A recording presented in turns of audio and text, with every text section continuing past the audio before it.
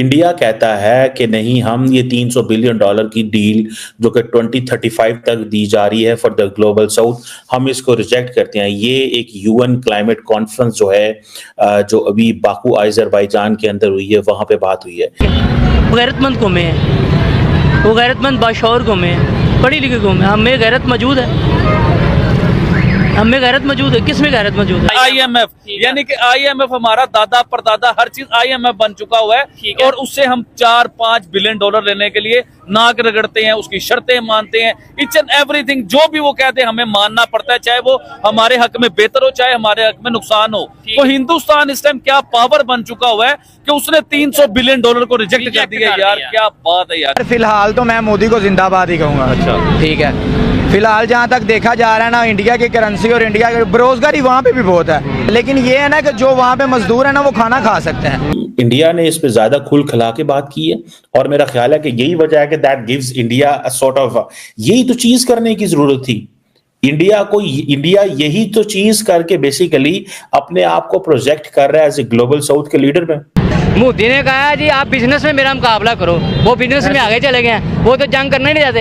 हमारी वाम बेवकूफ़ है, वो इमरान खान या नवाज शरीफ ना एक धमकी दे देता है इंडिया को, हम लोग खुश हो जाते हैं। वो इमरान खान ने धमकी दी है, नवाज शरीफ ने हम धमकी देते हैं, वो कोई ऐसी चीज़ बना कर कोई चांद पे रॉकेट छोड़ दो, ऐसी चीज़ बनाना। साढ़े ढिड नहीं पड़ने, साड़ी कौम तरक्की नहीं करनी। एक मोटरसाइकिल का इंजन नहीं बना सके 70 साल। नमस्कार दोस्तों, चैनल पर आपका हार्दिक अभिनंदन है।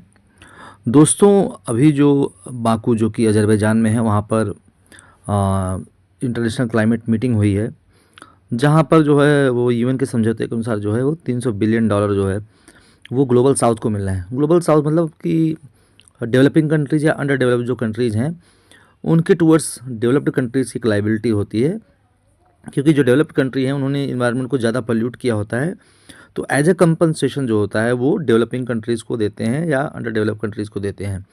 तो ज़्यादातर ग्लोबल साउथ की जो कंट्रीज़ हैं वो या तो डेवलपिंग है तो अंडर डेवलप्ड हैं दोस्तों।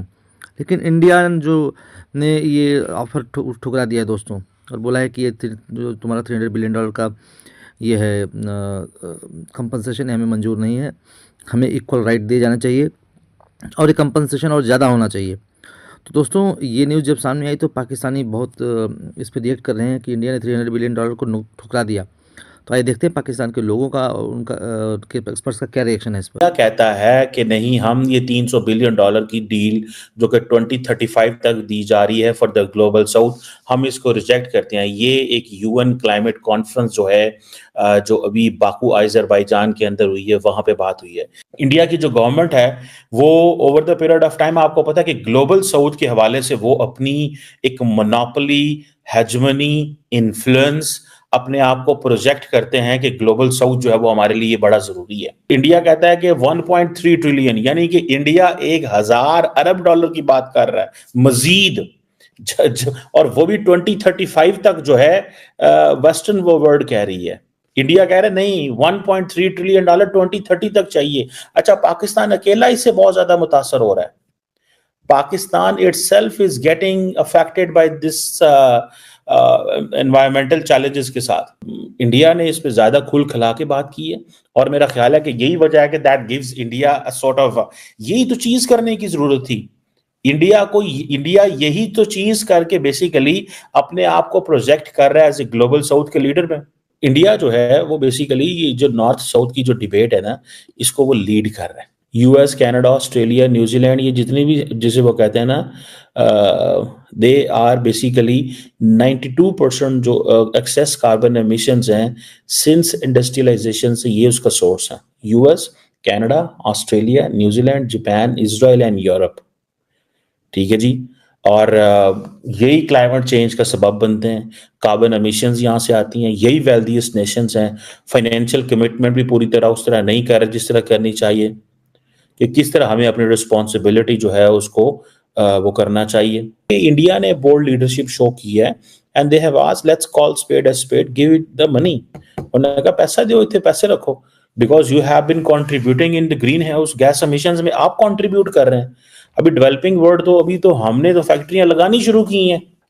इंडिया ने कहा जी हम इसको एक्सेप्ट ही नहीं करते। ये जो न्यू कलेक्टिव क्वांटिफाइड गोल है, ठीक है जी, पहले तो 100 अरब डॉलर था, अभी इन्होंने चलो 300 अरब डॉलर किया है, बिकॉज इसके चैलेंजेस बढ़ रहे हैं कि हिंदुस्तान ने 300 बिलियन डॉलर रिजेक्ट कर दिए हैं और ये वो जो पोल्यूशन जो हो रहा है ना, उसके लिए 300 बिलियन डॉलर की इंडिया को ऑफर हुई थी। लेकिन बड़ी बात है कि हिंदुस्तान ने इतनी बड़ी रकम, इतनी बड़ी दौलत, इतने ज्यादा डॉलर, 300 बिलियन डॉलर होते हैं, उसे रिजेक्ट कर दिए। अब मैं आपको मेन मुद्दे के ऊपर लेके आता हूँ। 300 बिलियन डॉलर होते हैं, एक दफा ऐसा सोचा जाए 300 बिलियन डॉलर। चले आपको 300 बिलियन डॉलर के बारे में बताता हूँ।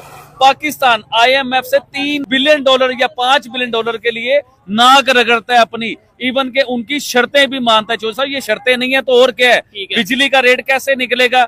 IMF कहेगा तो बिजली का रेट निकलेगा। गैस का रेट कैसे निकलेगा? IMF से निकलेगा। ईच एंड एवरीथिंग पाकिस्तान की कोई भी चीज है IMF के रेट से निकलेगी। आपका मोटरवे गिरवी रखवा देता है IMF, हमारे PIA को गिरवी रखवा देता है IMF। यानी कि IMF हमारा दादा परदादा हर चीज IMF बन चुका हुआ है और उससे हम 4-5 बिलियन डॉलर लेने के लिए नाक रगड़ते हैं, उसकी शर्तें मानते हैं। ईच एंड एवरीथिंग जो भी वो कहते हैं हमें मानना पड़ता है, चाहे वो हमारे हक में बेहतर हो, चाहे हमारे हक में नुकसान हो। तो हिंदुस्तान इस टाइम क्या पावर बन चुका हुआ है कि उसने 300 बिलियन डॉलर को रिजेक्ट कर दिया। यार क्या बात है यार, ठीक हो गया। ये मैशत का मामला है, इकोनॉमी हाँ, हमारे पास आपको पता मांगे तांगे के जो 15-16 अरब जो स्टेट बैंक में पड़े हुए हैं, हमारा तो एग्जैक्ट नहीं है। अब इंडिया आप चाहे उससे हमारा दुश्मन है, लेकिन वो तरक्की कर गया है। उसकी मैशत देखे कहाँ जा रहा है, वो IT में कहाँ जा रहा है। इंटरनेशनली मोदी, ट्रम्प सदर बना है, हमारे वजीर आजम को उसमें मुंह नहीं लगाया, लेकिन मोदी से उसने फोन पे बात की है। ऐसे ही है। यूरोपियन कंट्री देख ले, इवन चाइना देख ले, फौजें एक दूसरे को लड़ रही हैं, लेकिन अब आपस में ट्रेड।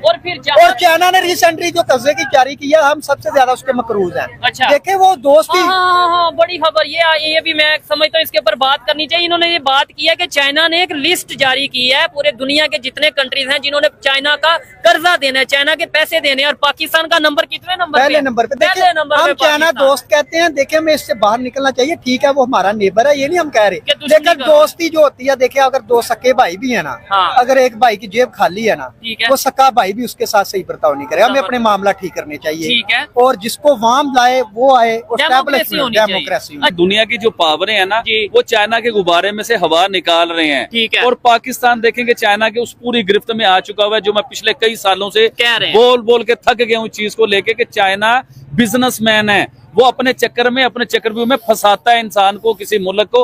अब देखें पाकिस्तान को उसने कैसा फंसाया कि नंबर 1 पे पाकिस्तान आ गया कि चाइना का मकरूज हो गया है। आने वाले टाइमों में चाइना इस मुल्क का मालिक ही ना बन जाए भाईजान, ये भी हो सकता है। आप श्रीलंका को देख ले, और बहुत से ऐसे मुल्क हैं जहाँ पे चाइना ने कर्जे दिए। मालदीव देख ले, बांग्लादेश देख ले, श्रीलंका देख ले, जो ब्लैक हो चुका हुआ था मुल्क, तो उसे भी चाइना ने बहुत ज्यादा कर्जे दिए थे। आज उसके हालात देखें। बांग्लादेश में चाइना घुसा, उन्हें कर्जे देने लग गया, बांग्लादेश की हुकूमत चेंज हुई, लोग उधर निकल आए, बड़े बुरे हालात हुए। आज बांग्लादेश की इकोनॉमी बिल्कुल नीचे आ चुकी हुई है, बर्बाद होने की हद तक वो आ चुके हुए हैं। तो मकसद ये कि चाइना के जंगल से जो निकल आएगा ना बाहर, हमें लॉलीपॉप दे दिया सी पैक का, और भाई वो सी पैक हमारा है ही नहीं। भाई अभी कल परसों की खबर है, इंडियन प्राइम मिनिस्टर गए और उन्होंने जाके 15 कैरिबियन जो स्टेट्स हैं वहां पे जाके उन्होंने अनाउंस किया कि हम हेल्थ में, एजुकेशन में, टेक्नोलॉजी में आपकी हेल्प करेंगे।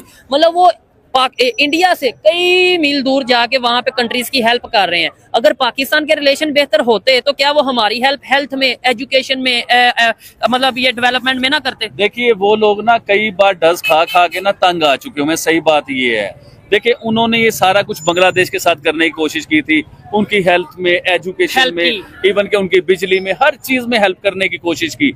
और बांग्लादेश ने हिंदुस्तान को क्या दिया वो सबको पता है, पिछले 2 महीने की खबरें निकाल लें। दोस्तों, पाकिस्तानियों को सुनकर हंसी आती है। कहाँ से आते हैं ऐसे लोग? ऐसा लगता है ये लोग हमारे गोले के नहीं हैं, किसी और गोले से आए हैं। कितने तेजस्वी हैं ये लोग। आप सभी हंसते रहिए और पाकिस्तानी कॉमेडी का मजा लेते रहिए, और चैनल को सब्सक्राइब करना और शेयर करना ना भूलें। धन्यवाद।